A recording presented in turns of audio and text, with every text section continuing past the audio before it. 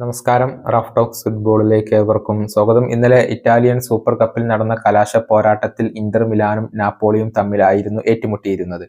Saudi അറേബ്യയിലെ അൽ നസറിന്റെ മൈതാനത്ത് വെച്ചുകൊണ്ടായിരുന്നു ഈ കലാശ പോരാട്ടം നടന്നിരുന്നത്.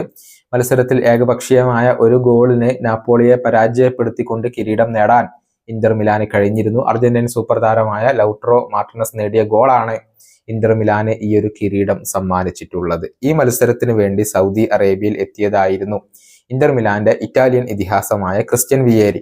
സൗദി അറേബ്യയെ കുറിച്ചുള്ള തന്റെ കാഴ്ചപ്പാടുകൾ അദ്ദേഹം പങ്കുവച്ചിട്ടുണ്ട്. 5-10 വർഷങ്ങൾക്കുള്ളിൽ ലോകത്തിലെ ഏറ്റവും വലിയ ലീഗായി മാറാൻ സൗദി അറേബ്യൻ പ്രൊഫഷണൽ ലീഗിന് സാധിക്കും എന്നാണ് ഇദ്ദേഹം പറഞ്ഞിട്ടുള്ളത്.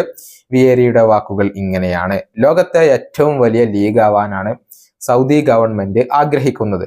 അതുകൊണ്ട് തന്നെ 5-10 വർഷത്തിനുള്ളിൽ ലോകത്തെ ഏറ്റവും വലിയ ലീഗായി മാറാൻ സൗദി ലീഗിന് കഴിയും. കാരണം അവരുടെ കയ്യിൽ പണമുണ്ട്, അവരുടെ പക്കലിൽ ഘടനയുണ്ട്, പുതിയ സ്റ്റേഡിയങ്ങളും പരിശീലന സൗകര്യങ്ങളും നിർമ്മിക്കാൻ അവർ ആരംഭിച്ചിട്ടുണ്ട്. 3 ദിവസം കൊണ്ട് ഇത് സാധിക്കുമെന്ന് ആരും കരുതരുത്, കാരണം അവർ തുടങ്ങിയിട്ടേ ഉള്ളൂ. പക്ഷേ ലോകത്തെ ഏറ്റവും മികച്ച താരങ്ങളിൽ ഒരാളായ ക്രിസ്ത്യാനോ റൊണാൾഡോയെ അവർ സ്വന്തമാക്കി.